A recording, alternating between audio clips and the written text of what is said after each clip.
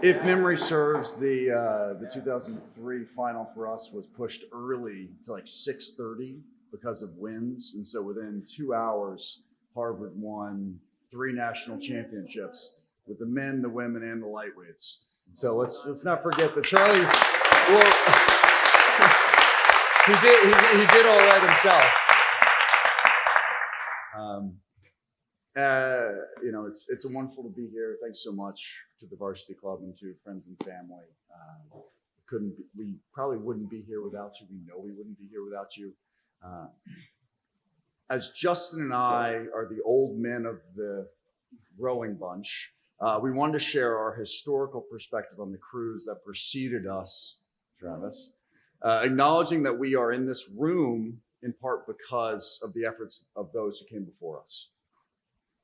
The undefeated regular seasons from 2002 through 2007, or the Eastern Sprints and IRA victories from 2003 to 2005, began well before those years. While Harry and Harvard had ruled the EARC and national scene for much of the previous 40 years, people were saying that it was done. It was a new era, with Brown and Princeton now ruling the East and Cal and UW dominant in the West. Then Bill Manning, a superb master of recruiting, joined with Harry, who remained as competitive as ever, both willing to try anything for an edge, at least once. The new Vortex edges were superglued onto the oars. The first King Composite 8, the same man who designed those, was rowed once and promptly put up in the tippity-top rack of Newell. Joe Shea cut down every set of big blades with a tapered hatchet tip. Harry wasn't going to buy new ones. But with Harry's own curved design, not Concept 2s, just to name a few. Together, they amassed a roster of hardworking and talented athletes that would help lay the foundation of the success we're celebrating tonight.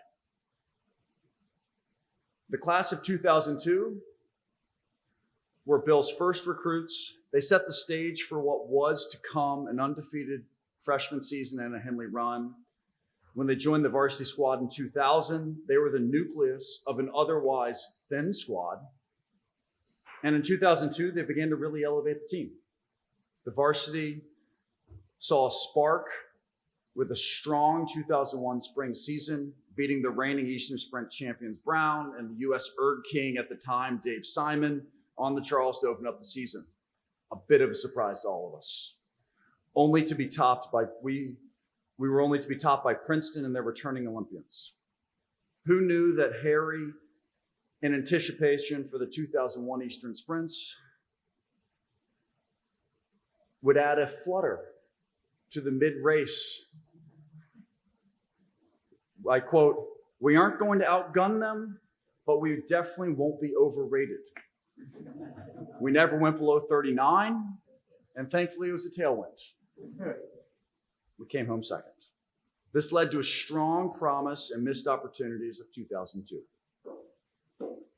This class of 2002, as a senior class, had 1 freshman, second place in the varsity 8, and there was a strong JV.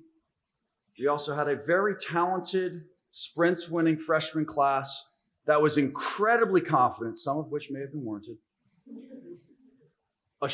in the class of 2004. A strong showing at both the head and tail of the Charles, top college at the head, 3rd overall. The varsity crew sprinted through this spring of 2002 with an undefeated dual racing season and high expectations for the Eastern Sprints. First one, potentially since 1990. And for those who are familiar with Newell, it's the picture right above the stretching mat. Unfortunately, we fell short again. Eastern Sprint silver to an unexpectedly fast Wisco crew. I guess we shouldn't have been surprised since Justin and I had lost to them as freshmen. But a JV win, John, Jesse, Jonathan, a Frosh win, class of 2005, and a 3V silver combined with 3 Henley titles to culminate the 2000 season set the stage for what was potentially to come.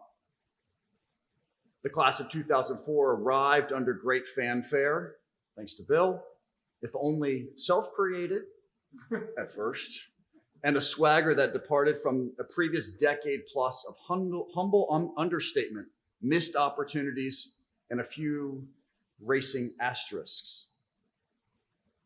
The yoke that may have burdened other fantastic classes and individuals never seemed to take hold of their spirit.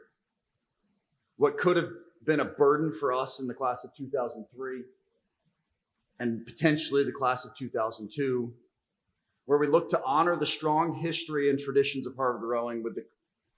With the class of 2004, we could create a true renewal and a new path inside the boathouse.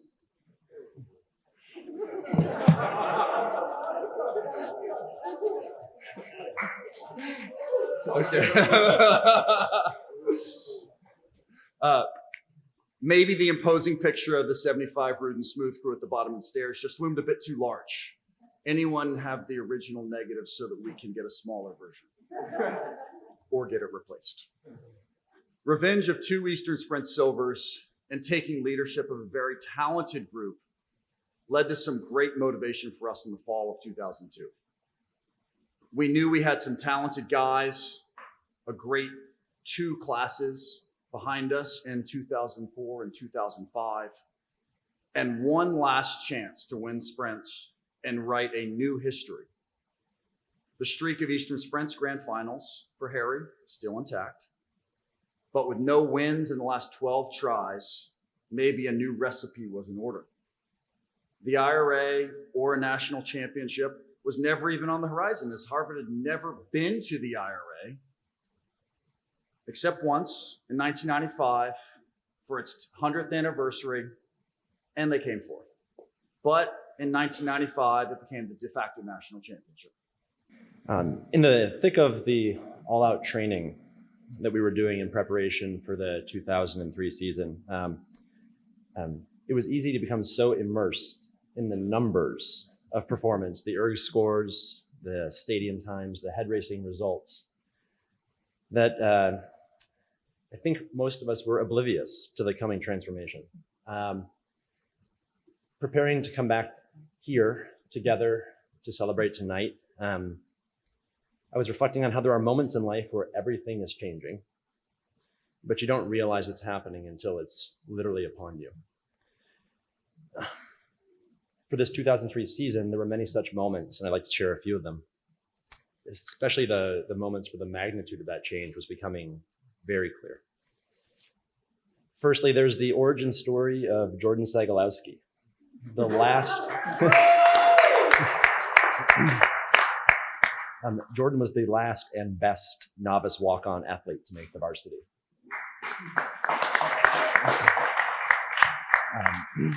He was dominant in his spring seat racing, trouncing even our storied captain.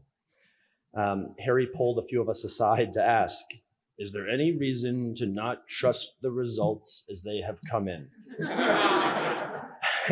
No, we said. The selection was as cutthroat as ever. Captains were open to trouncing, as there are, Cha-Cha's here. As I say, as there are none here tonight, we MPs feel free to suggest that you interpret that as you will. But Jordan was challenging what it meant to be fast in Newell Boathouse. And his contribution revealed how the unique energies of each of these classes was combining to create a truly formidable squad. Subsequent moments that further showed just how unique this combination was were dominant dual season wins over, well, everyone. So much so that Harry, seeking worthy competition in our practices, would switch the bow 4 athletes between the varsity and JV boats. And Mike and I agree that there was no racing that year that was more intense than those intra-squad mixed boats. In those equally matched lineups, Harry's classic 4-ish minute pieces were an eternity. But I can think of nothing that better prepared us and helped ensure our readiness for Eastern Sprints and IRAs. We won Eastern Sprints, exercising the nearly won ghosts of our recent past, and we set our sights on the IRA regatta, where Yale had attempted to hide their ineptitude. And so we followed, and we wanted to see how we matched up against Cal and Washington. We showed up with our long hair and our long strokes, and Jesse masterfully steered us through that experience.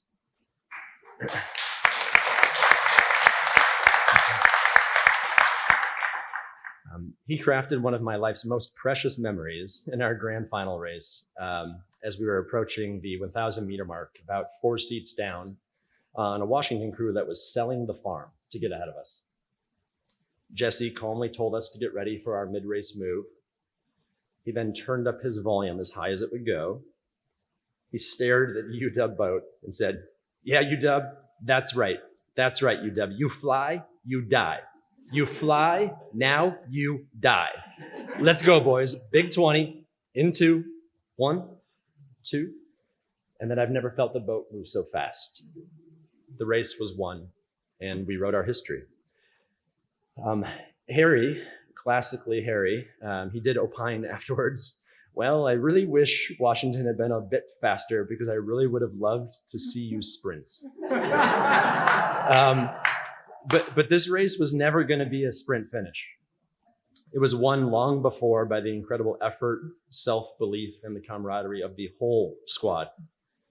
And it was a real privilege to be a part of the start of the journey of these 3 crews. So thank you all. Thank you, Varsity Club, for making this evening possible.